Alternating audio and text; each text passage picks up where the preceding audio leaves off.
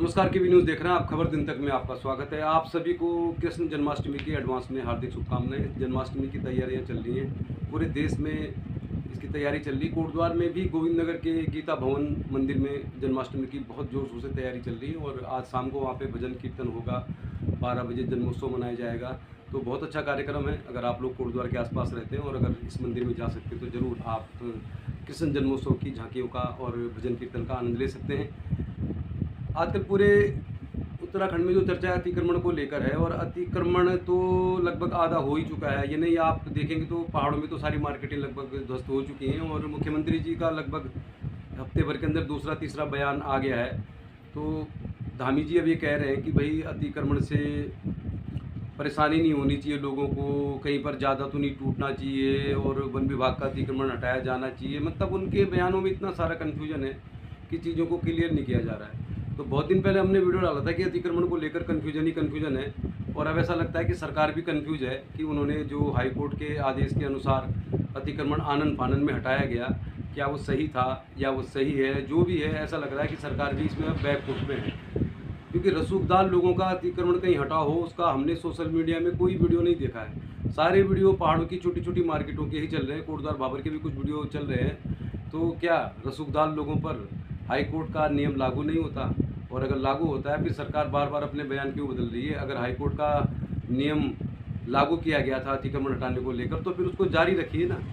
अगर high court ने कहा है और सरकार ने इसको कराया है शुरू में, तो इसको जारी रखिए। अब इसको रोके जाने की क्या ज़रूरत है जब सबसे छोटी छोटी मार्केटें ढह चुकी हैं? तो ये केवी न्यूज़ का सवाल है कि अतिक्रमण हटाओ, हाई कोर्ट का आदेश था, सब यही कह रहे थे। सरकार के समर्थक भी कह रहे, सरकार भी कह रही है, बहुत सारे लोगों के कमेंट भी आ रहे हटना ही चाहिए। तो हम भी यही कहते हैं, जब आपने एक बार अभियान चला दिया तो चलाइए ना, सबको हटाइए, रसूखदार लोगों को भी के अतिक्रमण को भी हटाइए। लैंसडाउन रोड पर बने हुए जो मल्टी स्टोरी होटल्स हैं, उस रोड की कोई खबर नहीं आ रही है। मतलब किसी भी मीडिया में वैसे तो खबरें बहुत कम आ रही हैं अतिक्रमण के दौरान जो परेशानी लोगों को हो रही है, लेकिन क्या लैंसडाउन जो हिल स्टेशन है और उस हिल स्टेशन से पहले डेरा खाल के आसपास जितने सारे होटल बने हुए हैं, तो क्या सारे होटल वैध हैं? क्या इन होटलों ने अतिक्रमण नहीं किया है? इसकी जानकारी ज़रूर देनी चाहिए सरकार को। अगर वैध है तो बहुत अच्छा है, वहाँ पे अच्छा टूरिज्म चल रहा है, अच्छा हिल स्टेशन है लैंसडाउन।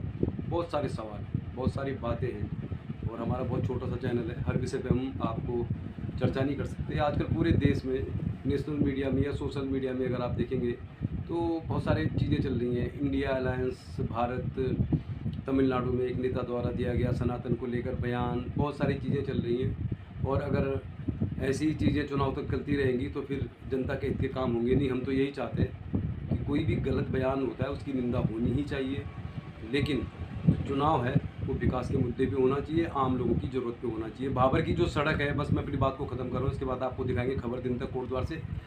भाबर की जो सड़क है उसकी स्थिति बहुत खस्ताहाल है। मतलब पिछले पता नहीं कितने साल हो गए इस भाबर की सड़क को रिपेयर किया जा रहा है, कभी इसमें टल्ले लगाते हैं, कभी इसमें आजकल टाइल लगा दे रहे हैं। तो अगर ऐसे ही काम चलता रहा भाबर की सड़क में, तो कुछ दिनों के बाद ये सड़क जो है ना मवाकोट कण्वाश्रम संपर्क मार्ग की तरह हो जाएगी। स्थिति बहुत ख़राब है, और समझ में नहीं आता कि कोटद्वार के लिए या भाबर की सड़क के लिए सरकार के पास बजट क्यों नहीं है। अगर वाकई सरकार के पास बजट नहीं है, या कोटद्वार की सरकार और उत्तराखंड की सरकार के बीच में कुछ तालमेल नहीं है, क्यों नहीं बनाई जा रही भाबर की सड़क? हम तो ये पूछ रहे हैं। पिछले बहुत लंबे समय से इसमें साल में 6-7 बार टल्ले डाल दिए जाते हैं, अब पूरे गड्ढे पड़े हुए हैं बरसात के बाद, लेकिन सड़क पे कोई काम नहीं हो रहा। मालनपुर टूटा हुआ है, उस पर भी कोई खबर नहीं आ रही है कि बनेगा या नहीं बनेगा। तो हम तो सरकार से ये कहना चाहते हैं भाई, कोटद्वार भाबर में भी शराब की 4 दुकानें हैं, शराब की दुकान से भी बहुत सारी आय सरकार को होती है। यहाँ पे 6-7 पेट्रोल पंप हैं, पेट्रोल डीजल से भी सरकार को आय होती है। यहाँ के लोग भी 100 रुपये का पेट्रोल भरा रहे हैं, गाड़ी वाले 90-95 रुपये का डीजल भरा रहे होंगे, और यहाँ के लोग भी महंगा सिलेंडर खरीदते आए आज तक। यहाँ पे शराब की दुकान से भी सरकार को आय होती है। अगर आपके पास बजट नहीं है तो कम से कम कोटद्वार से होने वाली आय को ही कोटद्वार की सड़क पे लगा दो और भाबर की सड़क बना दो। आगे देखिए आप खबर दिन तक कोटद्वार से। बारिश को बंद हुए काफ़ी दिन हो गए, लेकिन बारिश के दौरान जो कहर बरपा था पूरे कोटद्वार में, उसका असर आज भी दिखाई दे रहा है। कोटद्वार के कौड़िया से कौड़िया कैंप यानी army camp Gabbar Singh camp तक जाने वाली जो पुलिया थी वो उसको टूटे हुए बहुत लंबा समय हो गया, और इस पर कोई काम नहीं चल रहा है। और इस पुलिया की स्थिति वैसी की वैसी है, यानी कि सेना के कैंप तक जाने वाली पुलिया को भी नहीं बनाया जा रहा है। और आज यहाँ पर सेना के कैंप में जब दूध लेकर जाने लगे 2 युवक, तो उनको कितनी परेशानी हुई आप देखिए। तो उम्मीद करते हैं अब सरकार इसके लिए बजट जारी करेगी, काम शुरू करेगी। खबर दिन भर में आज हम आपको दिखाते हैं झंडा चौक से बाल उद्यान तक की क्या स्थिति है। तो एक बिल्डिंग जो लगभग पंजाब नेशनल बैंक से थोड़ा पहले ही है, बाईं ओर। अगर आप कोटद्वार से मालवीय उद्यान जाते हैं तो ये बिल्डिंग झुकी हुई थी और अचानक से झुक जाने के बाद इसको खाली करा दिया। इस बिल्डिंग में कोई रहता तो नहीं है, लेकिन अब ऐसा लग रहा है कि धीरे धीरे इस बिल्डिंग के ऊपरी हिस्से को ढाया जा रहा है। तो जितनी जल्दी प्रशासन इस बिल्डिंग को यहाँ से हटा दे उतना ही बेहतर रहेगा, क्योंकि अगर ये बिल्डिंग जिसके नीचे बहुत सारे टेक लगे हुए हैं, कुछ मलबा भी गिरा हुआ है, अगर ये बिल्डिंग गिरती है तो इससे आसपास की दुकानों को भी नुकसान होगा, सड़क पर आने जाने वाले लोगों को भी जान माल की क्षति हो सकती है। तो फिलहाल ऐसा लग रहा है कि बिल्डिंग को ऊपर से धीरे धीरे ढाया जा रहा है या धीरे धीरे हटाया जा रहा है। उम्मीद करते हैं बहुत जल्दी इस बिल्डिंग को यहाँ से हटा दिया जाएगा। झंडा चौक से मालवीय उद्यान तक जब अतिक्रमण हटाया था तो हमने एक व्यापारी से बात की थी, तो व्यापारी ने ये कहा है कि भाई अतिक्रमण तो हटा दिया, तो सड़क के किनारे मलबा गिरा रहता है अक्सर, और सड़क के किनारे मलबे को सरकार हटाती नहीं, प्रशासन हटाता नहीं है और अपना काम करके चला जाता है। अब झंडा चौक से 100-150 फीट तक तो सड़क को बाईं ओर बिल्कुल पक्का कर दिया, फर्श डल गया, लेकिन बाकी जो हिस्सा है उसमें मलबा ही मलबा है। तो प्रशासन का ये काम करने का तरीका बिल्कुल सही नहीं है। और व्यापारियों के भवन अगर गिराए गए हैं अतिक्रमण में तो बिल्कुल सही है, लेकिन जो सड़क के किनारे फुटपाथ बनाने के लिए इन भवनों को गिराया गया तो फुटपाथ भी बनना चाहिए। इस तरह मलबे के ढेर अगर लगे रहेंगे तो फिर व्यापारियों का कहना भी सही है कि क्या झंडा चौक से मालवीय उद्यान तक ही अतिक्रमण है। चलिए, इस समय झंडा चौक में हम झंडा चौक से अब चलते हैं गोखले मार्ग। गोखले मार्ग में ये कहा गया था कि जन्माष्टमी के बाद यहाँ अतिक्रमण हटाया जाएगा, तो गोखले मार्ग सुबह के लगभग 7:30 बजे दिखाते हैं आपको कैसा है।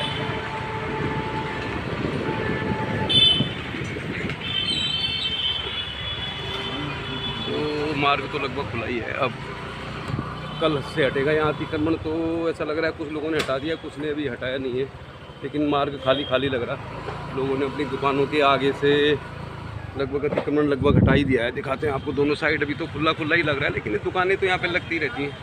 जब तक दुकानें लगती रहेंगी तो फिर कोई फ़ायदा नहीं है अतिक्रमण हटाने से। और कुछ जगह पे ऐसा लग रहा है हटा दिया है, कुछ जगह अभी ये लोगों ने हटाया नहीं है, तोड़ा जा रहा है कई जगह पर।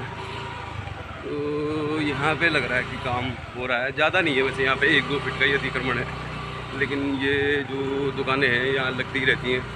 गोखले मार्ग में स्थिति दिखा रहे हैं आपको, सुबह सुबह खाली है मार्ग इतना। तो दिखा रहे हैं हम आपको गोखले मार्ग में जो कहा गया था कि जन्माष्टमी तक हटा लें अतिक्रमण, तो यहाँ पे वैसे ज़्यादा था नहीं, 1-2 फीट ही था। लेकिन अतिक्रमण हटाने से क्या होगा, अगर इस मार्केट में जब तक इस कोटद्वार शहर के फल सब्जी विक्रेताओं को अलग से मार्केट उपलब्ध नहीं कराई जाती, तो फिर यहाँ से अतिक्रमण हटाने से कोई फ़ायदा नहीं। फ़िलहाल हटा दिया है ऑलमोस्ट लोगों ने, और अभी सरकार भी कह रही है कि भाई परेशान नहीं किया जाएगा लोगों को, इस तरह मुख्यमंत्री का बयान आया है। तो सुबह सुबह गोखले मार्ग लगभग खाली है, फल सब्जी की दुकानें तो यहाँ पे लगी रही है। अब हटा दिया है लोगों ने मोटा मोटा, ये देख के चलिए आप। तो मार्ग फिलहाल ठीक है, खाली है। तो गोखले मार्ग दिखा रहे हैं हम आपको। कोटद्वार, आजकल कोटद्वार में बारिश बंद हो गई है, लेकिन अतिक्रमण के बाद मार्केट में कई जगह अभी परेशानी बरकरार है। चलिए, फिर जन्माष्टमी की तैयारियां भी होने लगी हैं। गोविंद नगर के गीता भवन मंदिर में देखिए आप, बहुत अच्छा यहाँ पे दृश्य है। सुबह सुबह दिखा रहे हैं आपको, अभी तो 7:30 बज रहे हैं और शाम को होने वाले भजन कीर्तन कार्यक्रम की तैयारियां यहाँ पर चल रही हैं। तो बहुत आकर्षक है सब कुछ यहाँ पे। राधा कृष्ण की जो मूर्तियाँ जिस तरह यहाँ पे सजाई जाती हैं, तो वो बहुत एक अनुपम दृश्य होता है। तो बहुत अच्छी यहाँ पे तैयारी चल रही है और शाम को कार्यक्रम है। तो आप सभी कृष्ण भक्तों से हम ये उम्मीद करते हैं कि आप लोग ज़रूर पहुँचें गोविंद नगर गीता भवन में, और देखिए आप क्या शानदार है, अद्भुत है। तैयारियां शुरू हो गई है और एक अच्छा कृष्ण भक्ति का कार्यक्रम शाम को यहाँ पे होगा। यहाँ पे हमारे साथ मंदिर की जो समिति है उससे जुड़े हुए लोग भी हैं। तो चलिए फिर पूछते हैं क्या कुछ। जो मंदिर समिति के संयोजक हैं राम प्रकाश शर्मा जी मौजूद है, तो थोड़ा सा बातचीत भी करेंगे उनसे। तो शर्मा जी, मंदिर तो बहुत अच्छा सजा हुआ है, तो क्या है शाम का कुछ? ये कृष्ण जन्मोत्सव हम जो है पिछले 38 सालों से अनवरत रूप से लगातार यहाँ पर मनाते आ रहे हैं, और ठाकुर की कृपा से इस 3-4 जिलों में सबसे भव्य कार्यक्रम इस गीता भवन मंदिर में ही कृष्ण जन्माष्टमी का होता है। और इसमें हम विभिन्न रूपों से लोगों को शिक्षा भी देना चाहते हैं, और ऐसी झांकियाँ बना करके लोगों को भक्ति भाव उन पर जागृत हो, कृष्ण के प्रति प्रेरणा मिले और कृष्ण की कृपा उन भक्तों को प्राप्त हो सके, इसके लिए ये सब भव्य आयोजन किया जाता है। गीता के 15वें अध्याय के 12वें श्लोक में भगवान ने ये कहा है कि जो चंद्र का प्रकाश है उसको तो मेरा ही जान। उस थीम पे लेकर के हमने यहाँ पर एक चंद्रयान की झांकी बनाई जा रही है और 52 भगवान की झांकी बनेगी और हनुमान की भक्ति की भी झांकी यहाँ पर बनाई जाएगी।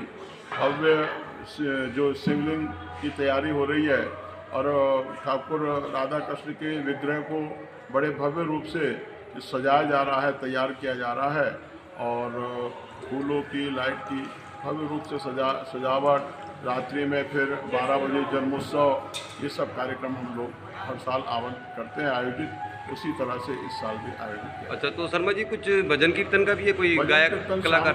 शाम को होते हैं, रात को जो है 11 से 12 बजे भजन कीर्तन और 12 बजे फिर भगवान की आरती और उसके बाद फिर नंदोत्सव मनाते हैं। बहुत बहुत धन्यवाद शर्मा जी। उम्मीद करते हैं बहुत सारे भक्त यहाँ पे आएंगे। तो केबी न्यूज़ पर दिखा रहे हैं हम आपको, कोटद्वार गोविंद नगर गीता भवन में चल रही है तैयारी और बहुत अच्छी है तैयारी। बहुत सारे लोग यहाँ पे व्यवस्था को देख रहे हैं, तो उम्मीद करते हैं बहुत अच्छा होगा। कृष्ण जन्मोत्सव तैयारी जारी है। शाम को आप ज़रूर आइए गोविंद नगर के गीता भवन में, जहाँ पे बहुत भव्य झांकियाँ भी निकाली जाएंगी, जन्मोत्सव मनाया जाएगा, भजन कीर्तन भी होगा। तो उम्मीद करते हैं श्री कृष्ण जन्माष्टमी को मनाने के लिए आप जरूर पहुंचेंगे गोविंद नगर। केबी न्यूज़ में दिखा रहे हैं आपको, अच्छी चल रही है तैयारी। चलिए, फिर सबसे आकर्षण होगा चंद्रयान की झांकी होगी, यहाँ पे विक्रम लैंडर भी दिखाया जाएगा। तो ज़रूर आइए आप, इस बार अद्भुत है, तकनीक का इस्तेमाल भी किया जाएगा, तैयारी चल रही है। तो कोटद्वार के गोविंद नगर गीता भवन में कृष्ण जन्मोत्सव की तैयारी चल रही है और आज शाम का जो मुख्य आकर्षण होगा, चंद्रयान 3 की झांकी भी यहाँ पे होगी, विक्रम लैंडर की भी दिखाई जाएगी झांकी। तो अच्छा है, सब कुछ शाम को होगा जन्मोत्सव का कार्यक्रम। तैयारी चल रही है क्योंकि ये थोड़ा तकनीकी मामला है, तो जो तकनीकी लोग हैं इस चंद्रयान की झांकी के लिए तैयारी कर रहे हैं, तो तैयारी जारी है। देखते रहिए केबी न्यूज़, खबर आपकी।